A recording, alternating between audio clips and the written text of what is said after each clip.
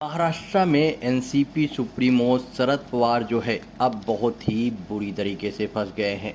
NCP supremo Sharad Pawar एक तरफ जहां पर अपनी पार्टी को एकजुट करने में लगे हुए हैं, तो वहीं पर एक तरफ उनके भतीजे अजीत पवार ने पिछले कुछ दिनों में ऐसे कदम उठाए हैं जिसकी वजह से उनकी मुश्किलें भी बढ़ी हुई है। लेकिन सबसे बड़ी बात कि शरद पवार के घर में घुसकर सबसे ज़्यादा उनको ही एक बड़ा झटका देने को लेकर जो बीजेपी ने कदम उठाया, उसके बाद वो पूरी तरह से टूटते हुए नजर आ रहे हैं। आपको बता दूं कि केंद्रीय राज्य मंत्री अजय कुमार मिश्रा ने 2 दिन पहले सतारा में बयान दिया था कि एनसीपी का ये जो गढ़ माना जा रहा था अभी तक, अब ये एनसीपी का गढ़ नहीं रहा। उनके इस बयान का सतारा में एनसीपी के नेताओं ने मजाक उड़ाया, लेकिन वास्तव में एनसीपी की यही स्थिति है।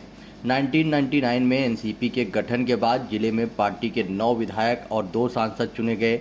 आज उसी जिले में एनसीपी के 3 विधायक और 1 सांसद है। मजबूत पकड़ के बावजूद हाल ही में हुए बाजार समिति चुनाव में एनसीपी को कुछ जगहों पर बीजेपी के साथ में गठबंधन करना पड़ा। हालांकि ये बात अलग है कि बाजार समिति चुनाव में एनसीपी खासकर कि महाअघाड़ी का जो गठबंधन है, उन्होंने अच्छा खासा इलेक्शन जीता और यहाँ पर बीजेपी को एक बहुत ही बड़ा झटका दिया।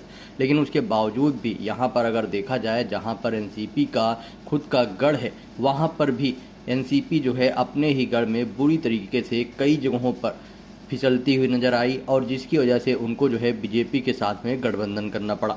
इसीलिए पार्टी केवल उन्हीं तालुकों में सफलता हासिल नहीं कर पाई जहां राष्ट्रवादी पार्टी मजबूत है, जिसको लेकर सवाल उठ रहे हैं।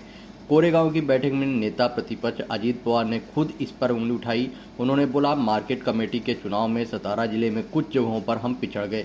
सतारा, वजूद, पाटन, करहट जैसी जगहों पर हम कम पड़ गए, लेकिन हम इस असफलता से थकना नहीं चाहते और हम जो है सफलता के बारे में सुनकर पागल भी नहीं होना चाहते। उन्होंने समझाया कि लिहाजा जाहिर है कि जिले में एनसीपी की ताकत कम होती जा रही है और जाहिर है कि विपक्षी भाजपा ने भीतर से अपना गढ़ मजबूत कर लिया है। लिहाजा अगर अभी इस पर समाधान नहीं होता तो भाजपा और शिंदे गुट की शिवसेना इस मौके का फायदा उठा सकती है, सीधे सीधे अजीत पवार के द्वारा बोला गया।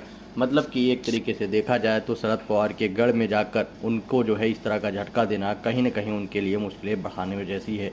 आपका क्या ओपिनियन है इस पर? आप अपना ओपिनियन कमेंट बॉक्स में बताएं और वीडियो ज़्यादा से ज़्यादा शेयर करें।